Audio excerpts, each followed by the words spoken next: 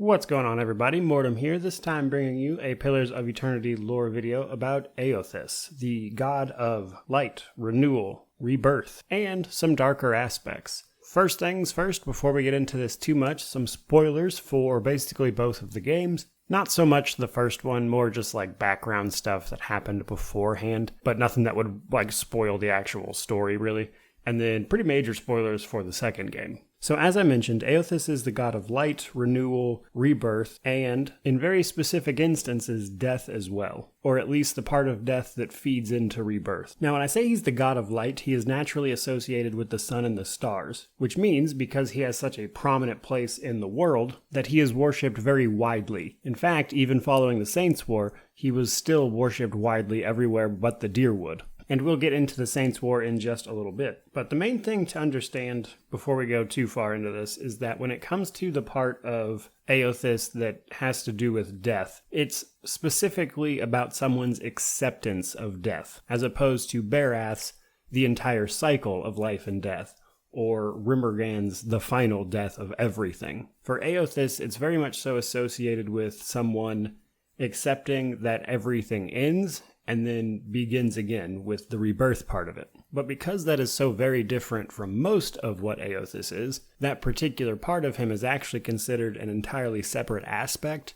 that you'll often hear referred to as Gaun, G-A-U-N. But that said, otherwise, Eothas has an incredibly favorable view of all kith, that is to say, sentient humanoids. In fact, he spoke with his followers quite a bit when he was around versus a lot of the other gods, and he did so through his messengers known as the Dawn Stars. The Dawn Stars were manifestations of Eothas that took the form of ethereal people, one man and two women, and they would be advisors to people, they would speak to followers, things like that. He was not directly involved, obviously, but spoke to people fairly regularly. That brings us to the Saints' War. The Saints' War took place, or ended, I should say, 15 years before the first game. Now, the crux of this is that Eothas used his godlike powers to not exactly possess, but kind of use the body of someone named Widewin, who was known as the Saint, hence the Saints' War. Now, after doing this, Eothas and Widewin were very quickly named the Divine King of Red Saris,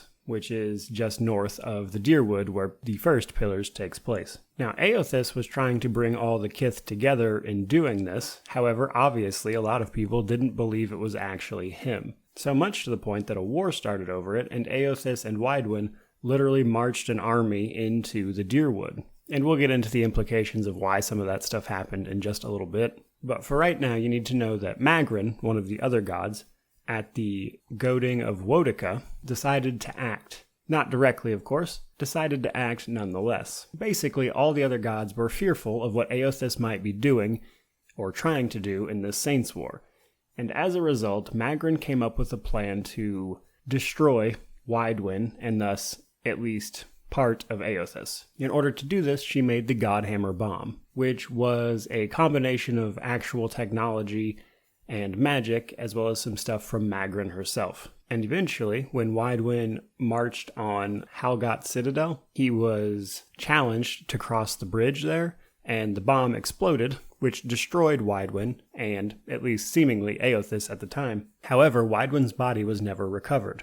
Now, after this happens, Eothas goes completely silent. His Dawn Stars stop showing up places, he stops talking to followers, just straight and across the board stops interacting with anyone. Because he marched on the Dyrwood, his faith is outlawed in that area. However, the rest of the world still worshipped him pretty freely. Almost immediately after Eothas' incident at Halgot, children in the area of the Dyrwood just straight up started being born without souls. This is a condition known as being hollowborn. This incident, which is like the main plot point of the first game, is known as Widewin's Legacy. However, it actually had nothing to do with Widewin at all, and thus had nothing to do with Eothas either. Now that brings us to the second game, because Eothas didn't have much of a presence in the first game because he was supposed to be dead. However, as we can learn from Abaddon in the White March, just because a god is injured and gone for a while doesn't mean that they're actually dead. And we learn this lesson immediately at the start of Pillars of Eternity 2,